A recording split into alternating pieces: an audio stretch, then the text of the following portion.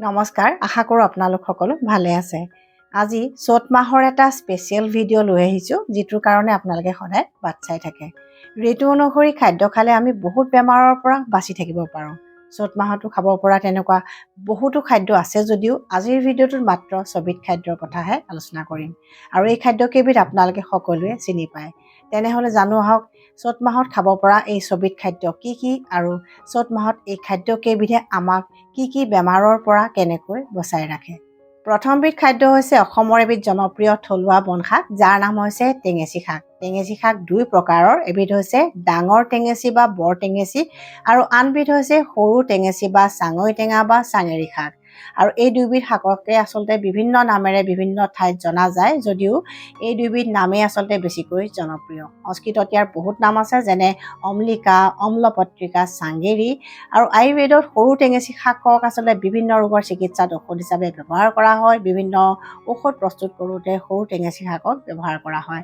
আৰু এই দুইবিধ শাকৰ ঔষধি গুণ যদিও প্ৰায় একে, তথাপিতো সৰু টেঙেচি শাক আমি বিভিন্ন ৰোগৰ চিকিৎসাত ঔষধ হিচাপে ব্যৱহাৰ কৰিব পাৰোঁ। চ'ত মাহত টেঙেচি শাক আমাৰ কাৰণে কিয় আৰু কিমান উপকাৰী জানি লওঁ আহক।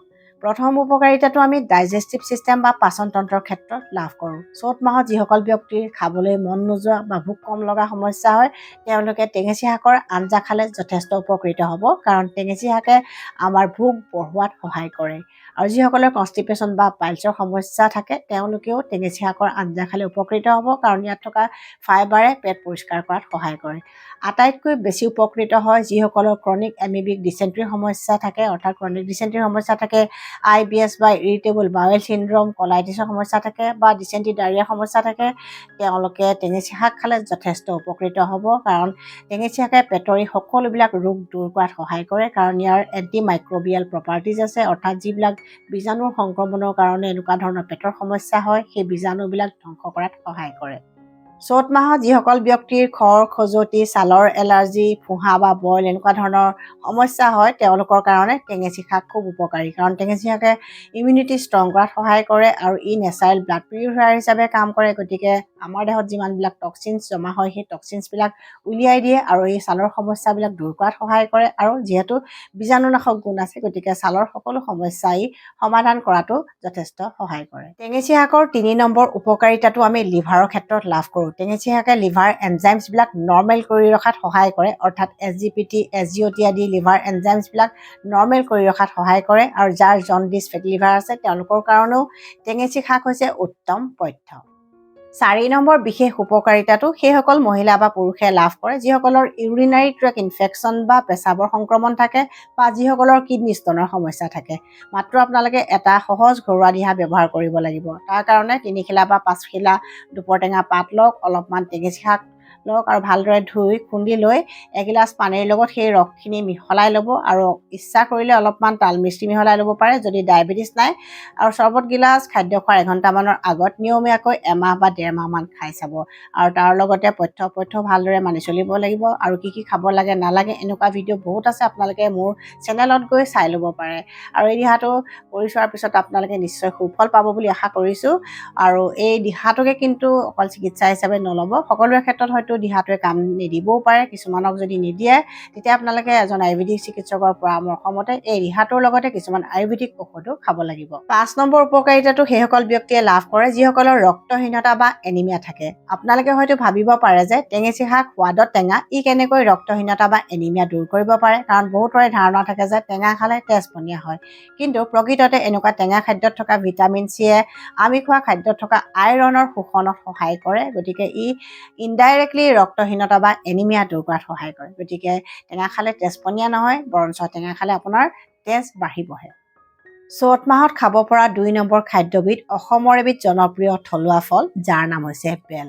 আয়ুৰ্বেদ শাস্ত্ৰৰ মতে বেল কেৱল উত্তম খাদ্যই নহয়, বেল হৈছে এবিধ উত্তম ঔষধ, যাক বিভিন্ন ৰোগৰ চিকিৎসাত ব্যৱহাৰ কৰিব পাৰি। আমি ভাবোঁ যে পকা বেলৰ পুষ্টিগুণ বেছি বা ঔষধি গুণ বেছি, কিন্তু প্ৰকৃততে সেইটো নহয়। কেঁচা বেলৰহে ঔষধি গুণ বেছি আৰু বিভিন্ন ৰোগৰ চিকিৎসাত ঔষধ হিচাপে ব্যৱহাৰ কৰিব পাৰি।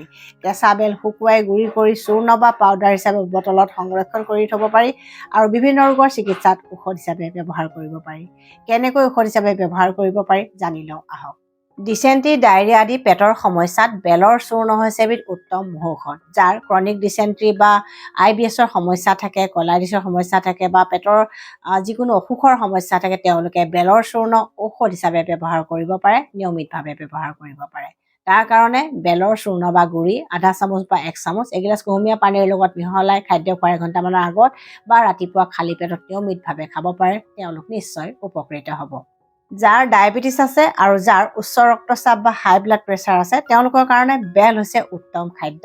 কেঁচা বেলৰ চূৰ্ণ তেওঁলোকে চৰ্বত হিচাপে নিয়মীয়াকৈ খালে যথেষ্ট উপকৃত হ'ব, কাৰণ ই ব্লাড প্ৰেছাৰ আৰু ব্লাড চুগাৰ কণ্ট্ৰল কৰাত সহায় কৰে।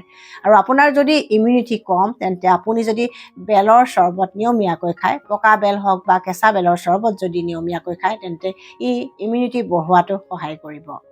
বেলত আছে প্ৰচুৰ পৰিমাণে vitamin A, vitamin B complex, vitamin C, vitamin K, fibre, healthy fat আৰু কেলৰি থাকে। তাৰ উপৰিও এণ্টিবেক্টেৰিয়েল, এণ্টিফাংগেল, এণ্টিপেৰাচাইটিক প্ৰপাৰ্টিজ থাকে, অৰ্থাৎ বীজাণুনাশক গুণ থাকে আৰু আমাৰ দেহৰ ইমিউনিটি ষ্ট্ৰং কৰাত সহায় কৰে। পকা বেলৰ চৰ্বত হৈছে আটাইতকৈ ভাল ৰিফ্ৰেছিং ড্ৰিংক, যিয়ে আমাৰ দেহৰ ডিহাইড্ৰেশ্যন দূৰ কৰে আৰু দেহত শক্তি প্ৰদান কৰে। গতিকে যেতিয়াই গৰম পৰে আপোনালোকে বেলৰ চৰ্বত খাব, গা শীতল হ'ব আৰু ভাগৰুৱা ভাৱ নাইকিয়া হ'ব, লগতে শক্তিবন্ত অনুভৱ কৰিব।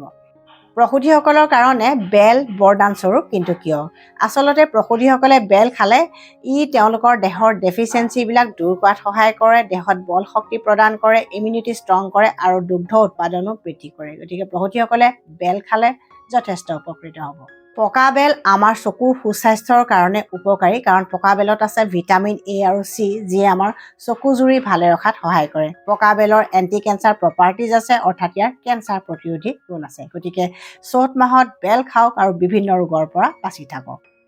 3 নম্বৰ খাদ্যবিধ হৈছে অসমৰ এবিধ থলুৱা বনৌষধি, যাৰ নাম হৈছে দোৰোণ শাক। দোৰোণ শাকক আয়ুৰ্বেদত দ্ৰোণপুষ্পী বুলি কোৱা হয় আৰু এই দ্ৰোণপুষ্পী বিভিন্ন ৰোগৰ চিকিৎসাত ঔষধ হিচাপে ব্যৱহাৰ কৰা হয়। চ'ত মাহত দোৰোণ শাক খালে আমি কেইবাটাও উপকাৰিতা লাভ কৰোঁ। যিসকল ব্যক্তিৰ এই সময়ত চাইনাচাইটিছ বা মাইগ্ৰেনৰ কাৰণে মূৰৰ বিষ হয় বা নাক বন্ধ হৈ থাকে, তেওঁলোকে কিন্তু দোৰোণ শাক খালে যথেষ্ট উপকৃত হ'ব। আৰু মাইগ্ৰেনৰ কাৰণে হোৱা মূৰৰ বিষৰ বাবে তেওঁলোকে দোৰোণ শাক পিচি সেই লেপটো কপালত কিছু সময় ভৰণ হিচাপে ব্যৱহাৰ কৰিব পাৰে আৰু দোৰোণ শাক পানীত উতলাই সেই ভাপখিনি নাকেৰে ল'ব পাৰে। তেতিয়া নাক ব্লকৰ সমস্যা বা মূৰৰ বিষৰ সমস্যা যথেষ্ট কমি যাব। আৰু দোৰোণ শাকৰ ৰস 1 টোপাল বা 2 টোপাল নাকৰ 2টা ফুটাতে দিব পাৰিলেও এই সমস্যা যথেষ্ট উপশম হয়। চ'ত মাহৰ শুকান বতৰত বহুতৰে টনচিলাইটিছ, ফেৰিনজাইটিছ আদি বেমাৰবিলাক হ'বলৈ ধৰে। কিছুমানৰ এই বেমাৰবিলাক খুব সঘনাই হয়, কাৰণ তেওঁলোকৰ এই বেমাৰকেইটা ক্ৰনিক হৈ যায় আৰু ক্ৰনিক হৈ গ'লে বহুত অশান্তি হয়। কেতিয়াবা মাত বহি যায়, কেতিয়াবা ডিঙিৰ বিষ হয়, ডিঙিৰ খচখচনি হয়, খেপ গিলোতে বিষ হয়, ডিঙিত লাগি লাগি ধৰা যেন লাগে, খালেও বিষ হয় বা বহুত ধৰণৰ এনেকুৱা সমস্যা হয় যিবোৰ পেচেণ্টে অশান্তি পায়। তাৰ কাৰণে তেওঁলোকে কিন্তু দোৰোণ শাক ঔষধ হিচাপে ব্যৱহাৰ কৰিব পাৰে।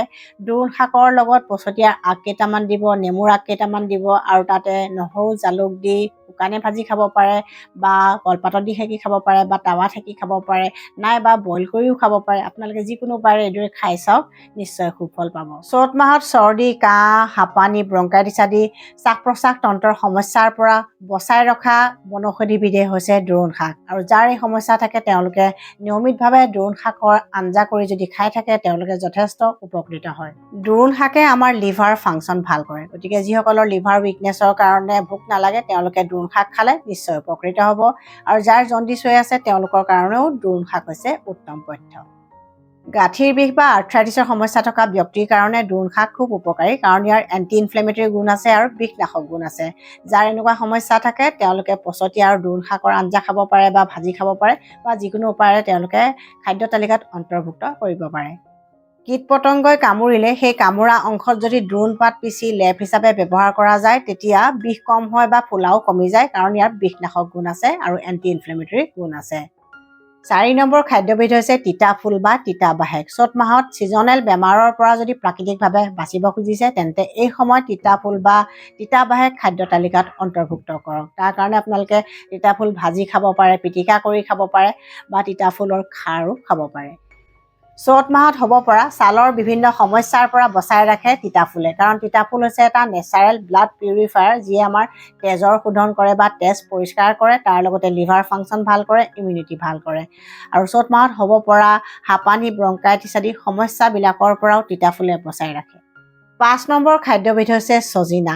এই সময়ত আমি যদি ছজিনা বা ছজিনা পাত খাওঁ তেন্তে আমি কিছুমান বিশেষ উপকাৰিতা লাভ কৰোঁ। ছজিনাত আছে কোৱেৰচেটিন আৰু ক্ল'ৰজেনিক এচিড নামৰ দুটা বিশেষ ধৰণৰ এণ্টিঅক্সিডেণ্ট, যাৰ এণ্টি ইনফ্লেমেটৰী গুণ আছে, অৰ্থাৎ ইনফ্লেমেশ্যন কম কৰে আৰু ইমিউনিটি ষ্ট্ৰং কৰে। আৰু বহুত বেমাৰৰ মূল কাৰণ হৈছে ইনফ্লেমেশ্যন, গতিকে ইনফ্লেমেশ্যন কমিলে আমি বিভিন্ন ৰোগৰ পৰা নেচাৰেলি বাচি থাকিব পাৰোঁ।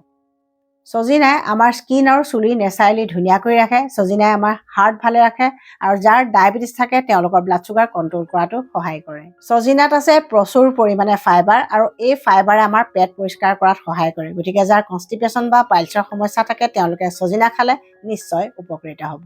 6 নম্বৰ খাদ্যবিধ কেৱল চ'ত মাহ বুলিয়ে নহয়, গোটেই বছৰটোৱে আমাক বিভিন্ন ৰোগৰ পৰা বচাই ৰাখে। এই খাদ্যবিধৰ নাম হৈছে আদা। আদাত আছে জিঞ্জাৰল নামৰ এটা বিশেষ যৌগ, যাৰ কাৰণে ইয়াৰ এণ্টি ইনফ্লেমেটৰী গুণ আছে, এণ্টি মাইক্ৰবিয়েল প্ৰপাৰ্টিজ আছে, বীজাণুনাশক গুণ আছে আৰু এণ্টি অক্সিডেণ্ট প্ৰপাৰ্টিজ আছে। আদা পাচনতন্ত্ৰৰ কাৰণে এটা ডাঙৰ মেডিচিন বা ঔষধ বুলি ক'ব পাৰি। যাৰ গেছ, বদহজম, পেট ফুলা আদি সমস্যা চ'ত মাহত হয় তেওঁলোকে আদা ঔষধ হিচাপে ব্যৱহাৰ কৰিব পাৰে। তাৰ কাৰণে ভাত খোৱাৰ আধা ঘণ্টামানৰ আগত এডোখৰ আদাৰ লগত অকণমান ক'লা নিমখ বা সৈন্ধৱ লৱণ দি নিয়মীয়াকৈ খালে তেওঁলোকৰ এই সমস্যা যথেষ্ট সোনকালে কমি যাব। আদা হৈছে এটা নেচাৰেল পেইন কিলাৰ, অৰ্থাৎ ই প্ৰাকৃতিক বিষ নিবাৰক হিচাপে কাম কৰে। যিসকল মহিলাৰ মাহেকীয়া সময়ত তলপেটৰ বিষ হয় তেওঁলোকে জিঞ্জাৰ টি বা আদাৰ বনৌষধি চাহ খালে উপকৃত হয়। ঠিক তেনেকৈ যাৰ গাঁঠিৰ বিষৰ সমস্যা থাকে তেওঁলোকে আদা, ডালচেনি, তুলসী আদিৰ বনৌষধি চাহ খালে যথেষ্ট উপকৃত হয়। কাহ, চৰ্দি, হাঁপানি, ব্ৰংকাইটিছ আদি যিমানবিলাক শ্বাস প্ৰশ্বাস তন্ত্ৰৰ ৰোগ আছে বা যিবিলাক ছিজনেল বেমাৰ আছে সকলোবিলাকতে আদা ঔষধ হিচাপে ব্যৱহাৰ কৰিব পাৰি। কেনেকৈ ব্যৱহাৰ কৰিব পাৰি ইতিমধ্যে কেইবাটাও ভিডিঅ' মই আপোনালোকলৈ আগবঢ়াইছোঁ। আপোনালোকে সেই ভিডিঅ'সমূহ চালে নিশ্চয় উপকৃত হ'ব। আৰু এই ছবিধ খাদ্য আপোনালোকে যদি খাদ্য তালিকাত অন্তৰ্ভুক্ত কৰে তেন্তে চ'ত বহাগ মাহত আপোনালোকে বিভিন্ন ৰোগৰ পৰা বাচি থাকিব পাৰিব। আৰু বহুতো থলুৱা খাদ্য আছে যিবোৰ আপোনালোকে খাদ্য তালিকাত অন্তৰ্ভুক্ত যদি কৰে নিশ্চয় বহু বেমাৰৰ পৰা চ'ত মাহত বাচি থাকিব পাৰিব বা যিকোনো ছিজনতে আপোনালোকে বাচি থাকিব পাৰিব। আৰু ভিডিঅ'টো যদি ভাল পাইছে প্লিজ শ্বেয়াৰ কৰি দিব যাতে অসমৰ ৰাইজ উপকৃত হয়। নতুন ভিউৱাৰ্ছসকলে মোৰ চেনেলটো ছাবস্ক্ৰাইব কৰিবলৈ নাপাহৰিব। Stay healthy, stay happy.